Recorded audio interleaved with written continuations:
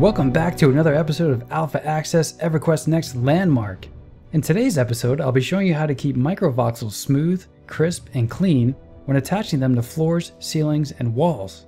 I'll also show you some great Micro Voxel designs and patterns by my neighbor, Noodlecat.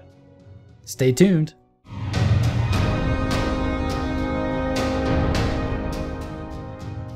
Hello everybody and welcome back. Got a couple cool techniques and tips here. I actually found one on the forums and one from a fellow guildie. He found the window technique here. He's actually got his own landmark video series, and I'll leave a link for that in the video description below. I'll also leave the link for this forum tutorial in the video description below as well. This technique here was found by user Mykell or Mykell. Sorry if I'm mispronouncing that. It's actually a pretty simple yet pretty effective technique. It's how to keep Micro Voxels nice and flush with floors and ceilings and walls and things like that. As you can see here with this chair I made earlier, you can see how the floor tends to pucker up a little bit when Micro Voxels come in contact with regular sized voxels. And sometimes you don't want that. So I'm going to show you how to avoid that. Pretty easy, it's pretty straightforward. So what you want to do here is come in and select a voxel and then smooth it down to that size like I showed you in the first video. As a quick side note, Sony has changed the smooth tool a little bit. Before we had to click 8 times around a regular sized voxel like this. Now we just need to do it twice. So if I just go 1, 2, the smooth tool knocks it down to that size. There's a little bit of contention on the forums as people do. Well, they have missed the old way the smooth tool worked. Because before you could, the magic number was 8. You have to smooth it down 8 times to find that magic micro voxel size, but people do miss the shapes you got in between. And I tend to agree with them. It'd actually be great if we had both choices with the smooth tool, but who knows, we'll see how that goes. So real quick, how we made this floor is actually pretty easy. I'm going to go over here and select my micro voxel. I'm going to copy, and I'm going to paste. And then I'm going to line it up here with my floor. There we go. You can see that puckering start to happen. I'm just going to make a square here, and I'm going to fill it all the way in.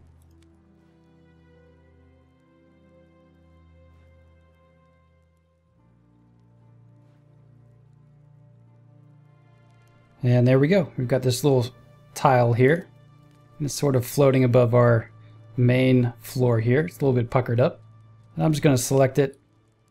And I'm going to paste it. I'm just going to make it a little bit bigger. Make sure it's nice and flush here. There we go. There we go. That looks like a nice square floor. So as you can see, you're basically just making micro voxels on top of micro voxels.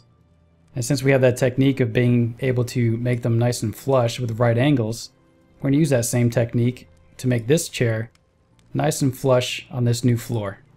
So I'm going to go ahead and make this fairly ugly chair I created. I'm going to copy it, paste it. And I'm not going to put it right on top of this floor. I'm going to go 1 voxel down, just so it's sort of sitting in there. And then I'm going to go ahead and click. But now you can see we're having a little bit of a problem here with this hole that's left here. I'm going to go ahead and show you guys how to fill that in. Let's go back to our micro voxel. We're going to select it. I'm going to copy it, and I'm going to paste it. And then I'm going to get this down to our floor height. That looks about right. And I'm going to just start filling this in. And you can see how the micro voxels, how we're starting to get those angles.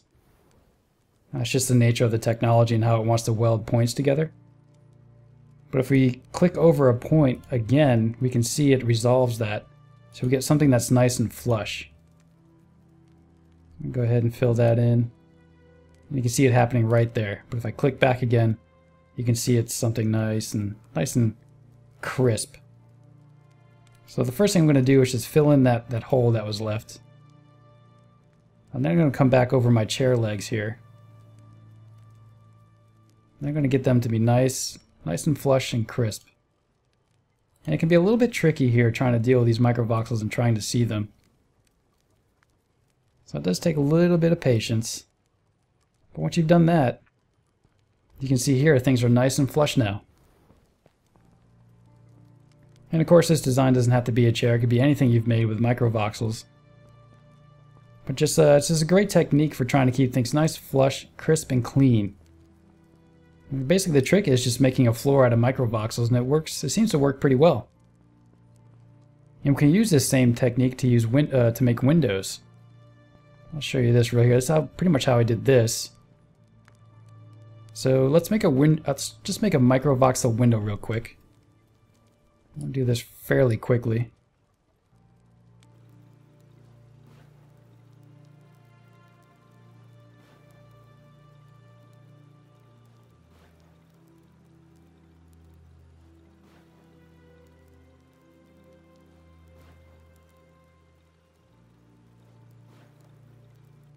Alright, we've now got a pretty clean window here.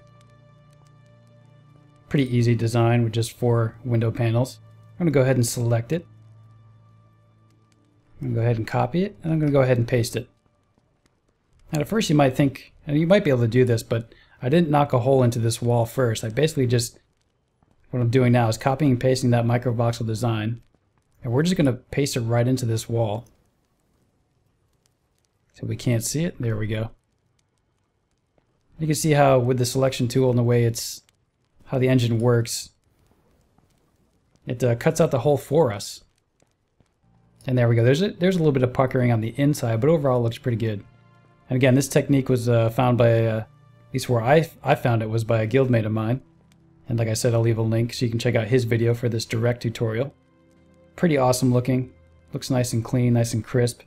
Definitely like it, and we'll see how this castle goes, but I might be using this technique quite often to finish out some finer details.